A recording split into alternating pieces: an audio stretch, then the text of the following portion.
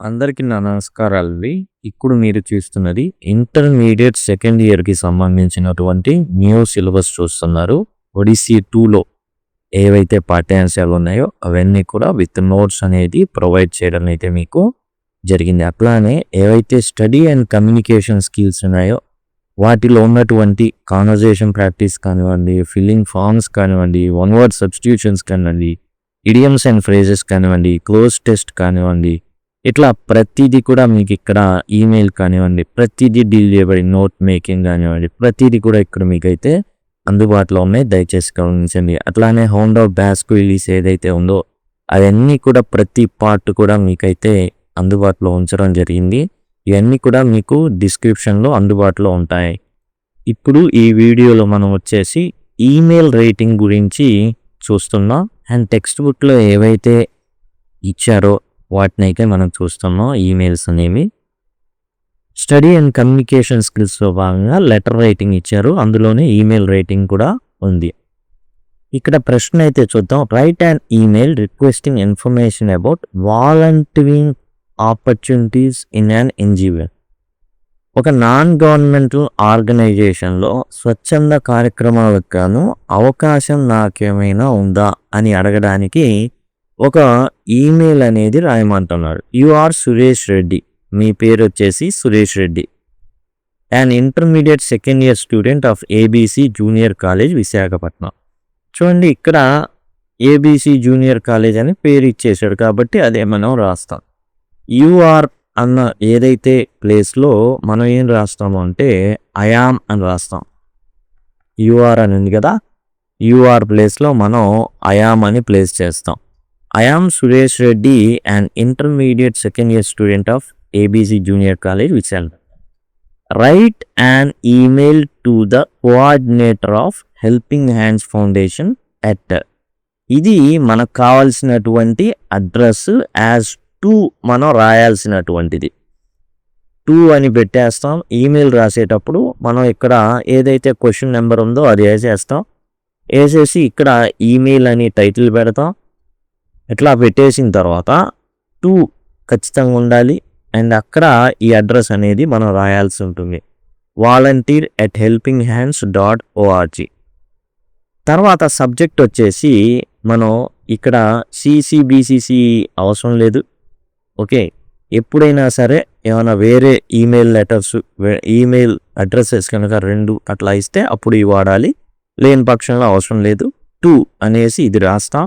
రాసిన తర్వాత చూడండి, ఈ requesting information about volunteering opportunities for students during your summer అన్నారు కదా, మై సమ్మర్ అనేది రాస్తాం.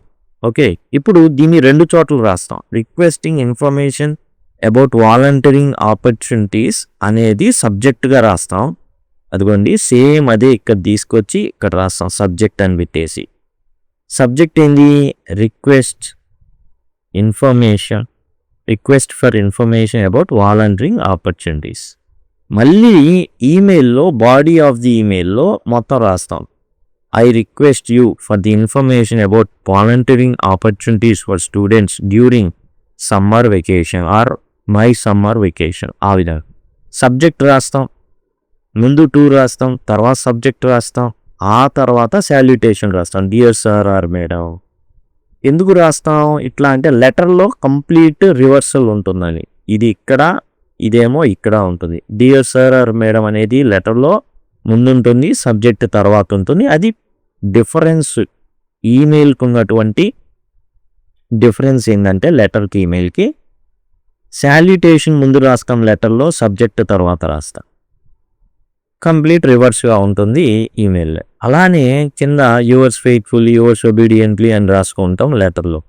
రిగార్డ్స్ అని పెట్టి కామా పెట్టి మన ఏదైతే పేరు అవన్నీ రాసేస్తే సరిపోతుంది.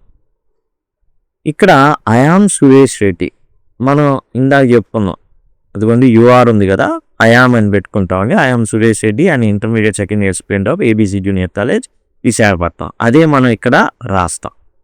I am writing this email to request information about. Same ఇక్కడ ఏదైతే ఉందో requesting information about volunteering opportunities for students during summer vacation. అదే మనం ఇక్కడ రాస్తాం, ఏ మార్పు ఉన్నది, జస్ట్ యూఆర్ అన్న చోట్ల ఐఆమ్ ఉంటుంది, యూఆర్ బదులు మై ఉంటుంది, లేకపోతే during the summer vacation, during my summer vacation or during summer vacation, no problem. I am writing this email to request information about volunteering opportunities for students during the summer vacation. వేసవి సెలవుల్లో నాకు చాలా ఖాళీ time ఉంది కాబట్టి నేను కొంచెం వాలంటీర్గా వర్క్ చేసుకుంటాను. దానికి మీ యొక్క ఏం కావాలి, సూచనలు కావాలి, సలహా కావాలి, ఇన్ఫర్మేషన్ కావాలి. I am interested in participating in the social service activities and would like to contribute my time and skills to your organization.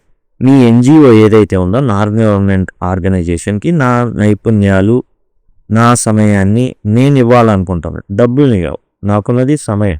కాబట్టి నేను సమయం ఇద్దాం అనుకుంటున్నా. అలానే నా స్కిల్స్ని మీ ఆర్గనైజేషన్ కోసం వాడదాం అనుకుని. Kindly provide details regarding the available volunteering programmes, eligibility, duration and registration process. కాబట్టి మీ ఆర్గనైజేషన్లో పని చేయడానికి ఎలాంటి ప్రోగ్రామ్స్ ఉంటాయి, అవైలబుల్ వాలంటీరింగ్ ప్రోగ్రామ్స్ ఏమేమి ఉంటాయి? కాలువలో పూడికలు తీయడం, ఏదైనా చెరువుల్లో పూడికలు తీయడం, అనాథాశ్రమాలు ఉంటాయి, వాటిని సందర్శించడం, వృద్ధాశ్రమాలు ఉంటాయి, అక్కడికి వెళ్ళి పళ్ళు పంచాలన్నా ఉండాలి, కనీసం ఒక 5-6 ఉండాలి జనరల్గా. ఇంకా ఎక్కువ ఉంటే మంచిదే, వాళ్ళు పంచాలంటే ఉండాలి కదా. అలానే రోడ్డు మీద ఉన్నటువంటి వృద్ధులకి ఈ పండ్లు పంచడం, ఆహారం పంచడం, వాటికైనా కూడా జనాలు కావాల్సింది, ఒక్కరే అన్నీ చేసుకోవడానికి కుదరదు. ఎలిజిబిలిటీ, ఎలాంటి అర్హతలు కావాలి, డ్యూరేషన్, ఎంత సమయం నీకు నేను అందుబాటులో ఉండాలి, అండ్ రిజిస్ట్రేషన్ అలాంటిది ఏదైనా ఉంటే నాకు తెలుపగలరు. I would be grateful for your response and guidance. మీరు వెంటనే రెస్పాన్స్ ఇస్తారని, మీ మార్గదర్శకం నాకు అందుతుందని నేను భావిస్తున్నాను.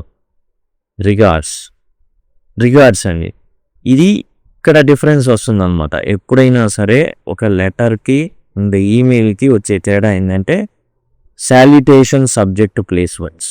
ఎందుకని సబ్జెక్ట్ అనేది ఈమెయిల్లో ముందుగా ఉంటుంది అంటే, ఈమెయిల్లో పంపించిన వ్యక్తి పేరు ఉంటుంది, ఆ తర్వాత సబ్జెక్టు చూస్తారు, ఎందుకు పంపించారు అనేది. దాన్ని బట్టి వాళ్ళు ఏం చేస్తారు అంటే రిప్లై ఇవ్వడం అయితే జరుగుతుంది.